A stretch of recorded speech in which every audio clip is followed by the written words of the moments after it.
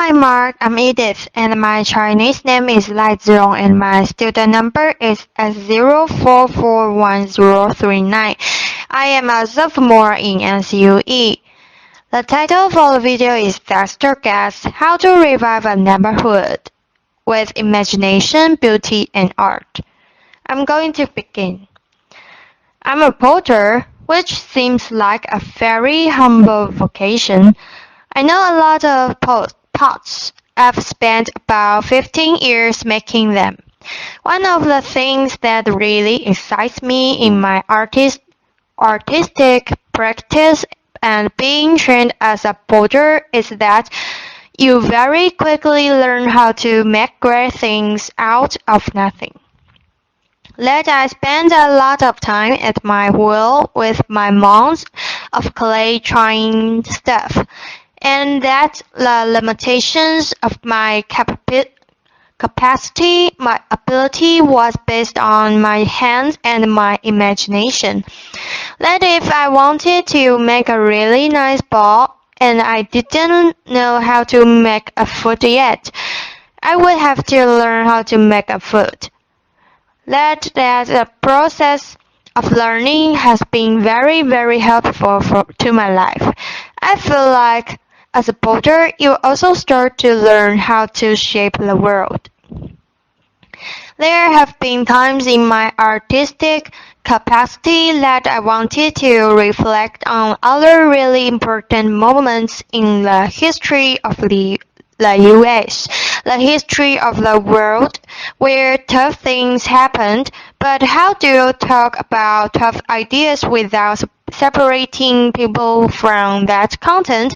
Could I use art like this old, discontinued fire hoses from Alabama to talk about the complexity of a moment of civil rights in the 60s? Is it possible to talk about my father and I doing labor projects? My dad was a roofer, construction guy. He owned small businesses, and at 80, he was ready to retire, and his tar kettle was my inheritance. Now, a tar kettle doesn't sound like much of an inheritance. It wasn't. It was stinky and it took up a lot of space in my studio. But I asked my dad if he would be willing to make some art with me.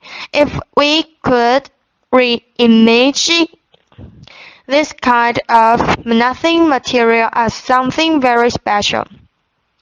And by elevating the material and my dad's skill, could we start to think about tar just like clay in a new way, shaping it differently, helping us to imagine what was possible? After clay, I was then kind of turned on to lots of different kinds of materials, and my studio grew a lot because I thought, well, it's not really about the material. It's about our capacity to shape things. I became more and more interested in ideas and more things that were happening just outside my studio. Just to give you a little bit of context, I live in Chicago. I live on the south side now. I'm a West Sider. For those of you who are not Chicagoans, that won't mean anything, but if I didn't mention that I was a West Sider, there would be a lot of people in the city that would be very upset. The neighborhood that I live in is Grand Crossing. It's a neighborhood that has seen better days. It is not a gated community by far. There is lots of abandonment in my neighborhood. And while I was kind of busy making pots and busy making art and having a good art career, there was all of this stuff that was happening just outside my studio.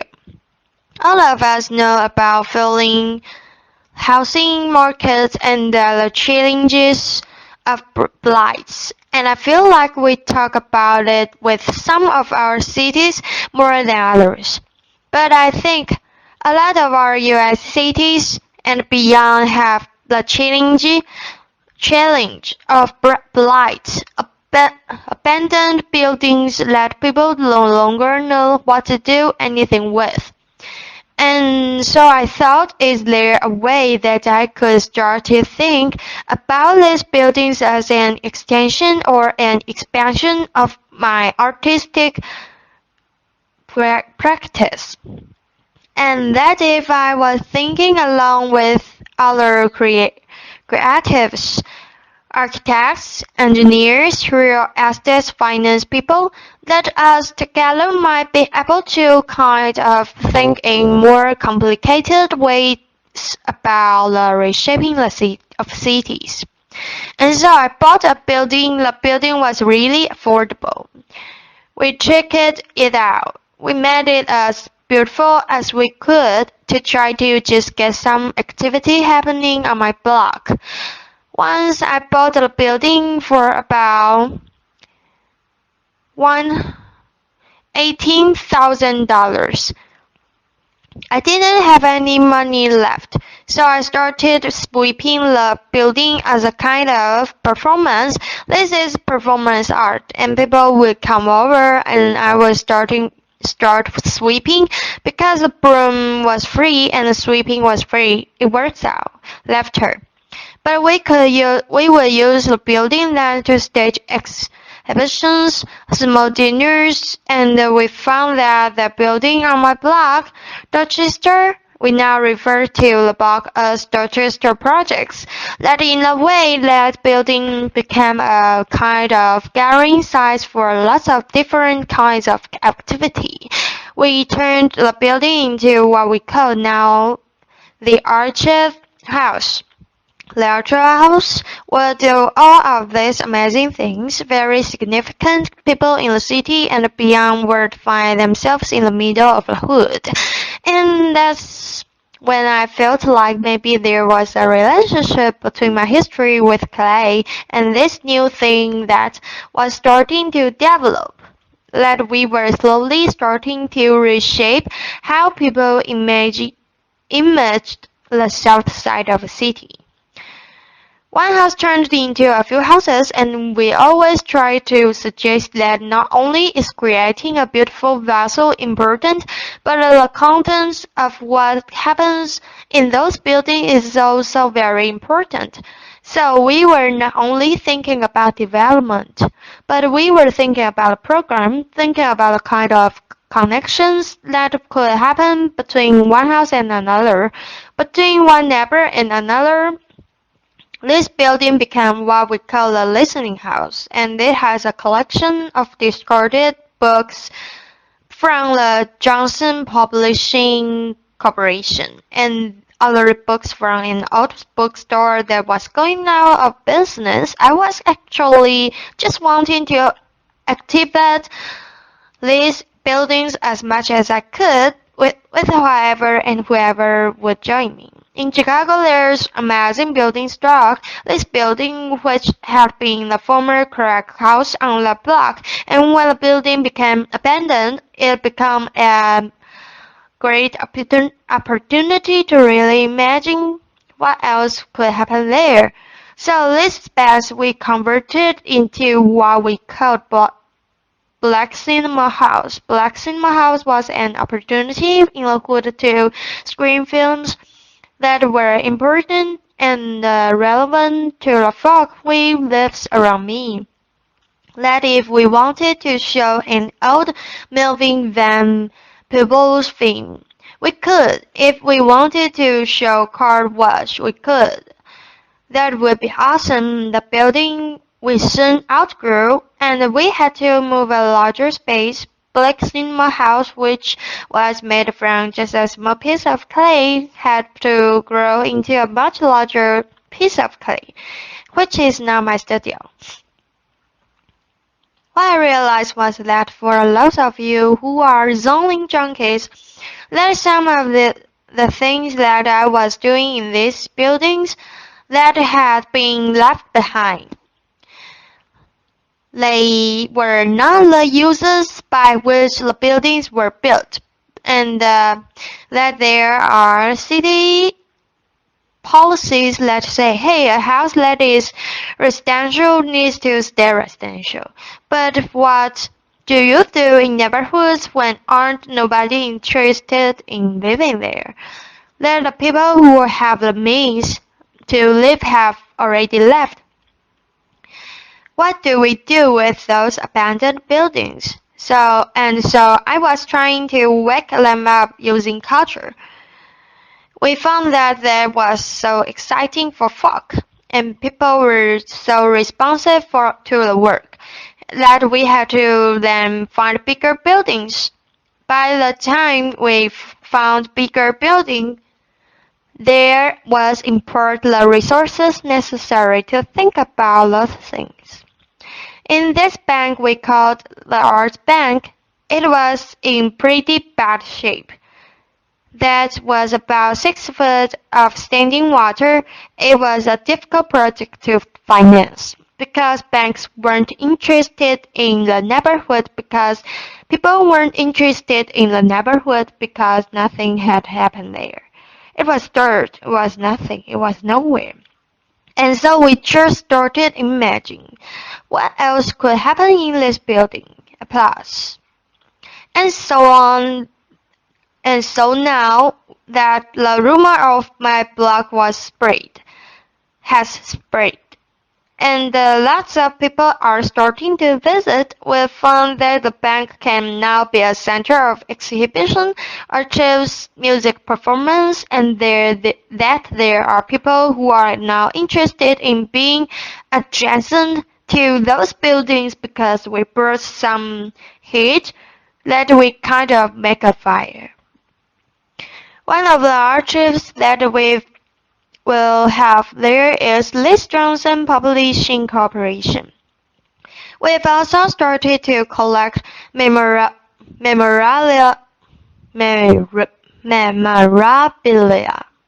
from American history, from people who live or have lived in that neighborhood. Some of these images are degraded images of black people, kind of histories of very challenging content, and they're better than a neighborhood with young people who are constantly asking themselves about their identity to talk about some of the complexities of race and class.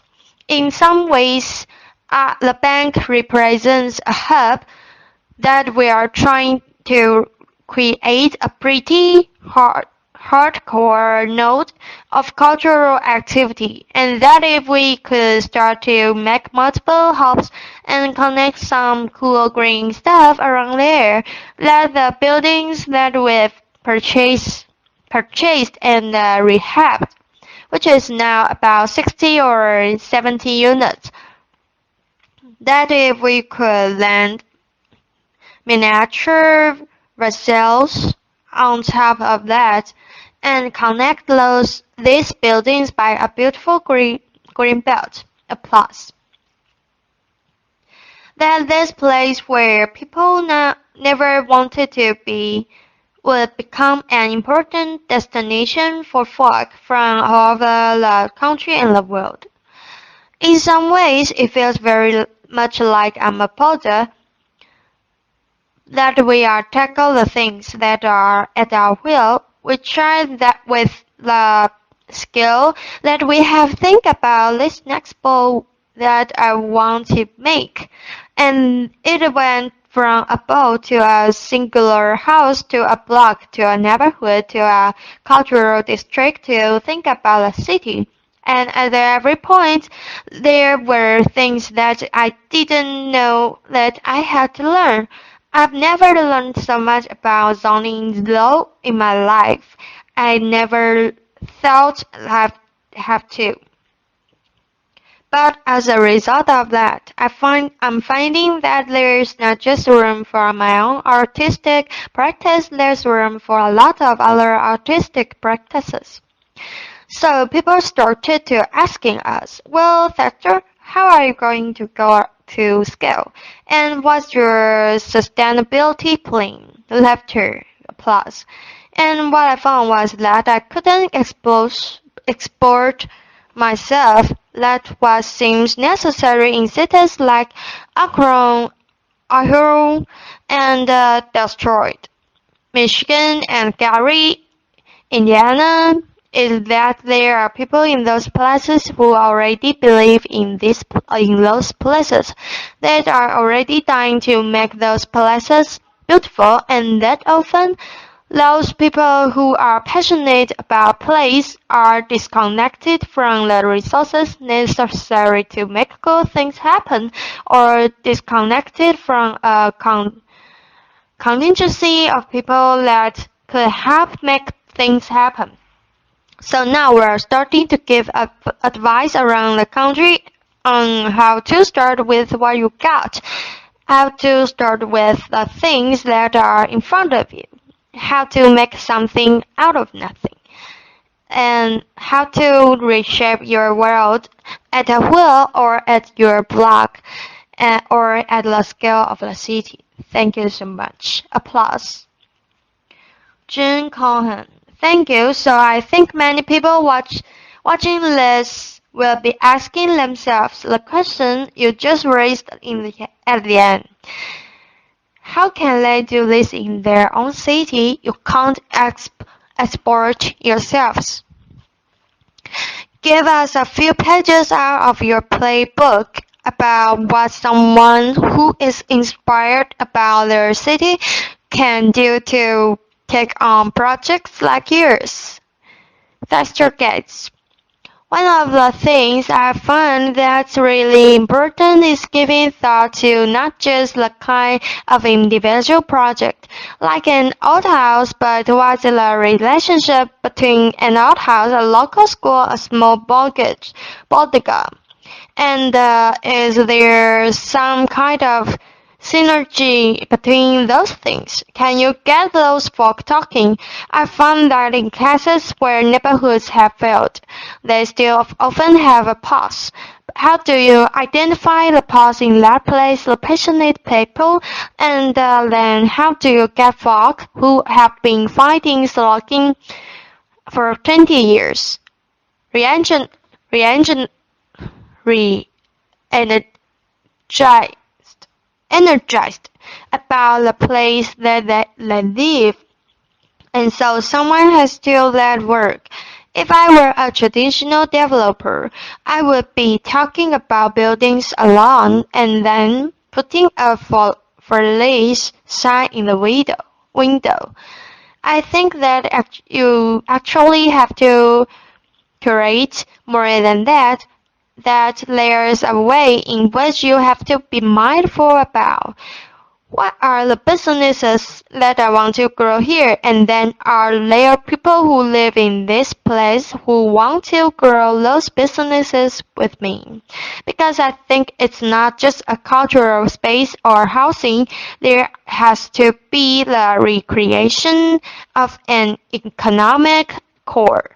So thinking about those things together feels right. JC. It's hard to get people to create the spark again when people have been slogging for 30 years. Are there any methods you find that have helped break through? TG. Yeah, I think that now there are lots of examples of folk who are doing amazing work, but those methods are sometimes like when the media is constantly saying that only violent things happen in a place. Then based on your skill set and the particular context, what are the things that you can do in your neighborhood to kind of find some of that? So I found that if you're a theater person, you have outdoor street theater festivals. In some cases, we don't have the resources in certain neighborhoods to do things that are certain kind of special. And if we can then find ways of making sure that people who are local to a place, plus people who could be supportive of the things that are happening locally. When those people get together, I think really amazing things can happen. JC, so interesting. And how can you make sure that the projects you are creating are actually for the disadvantaged and not just for the sort of vegetarian indie movie crowd that might move in to take advantage of them? TG, write down. So I think this is where it starts to get into the thick weeds. JC, let's go there. TG, right now Grand Crossing is 99% black, or and that's living, and we know that maybe who owns property in a place is different from who walks the street every day. So it's reasonable to say that Grand Crossing is always already in a process of being something different than it is today.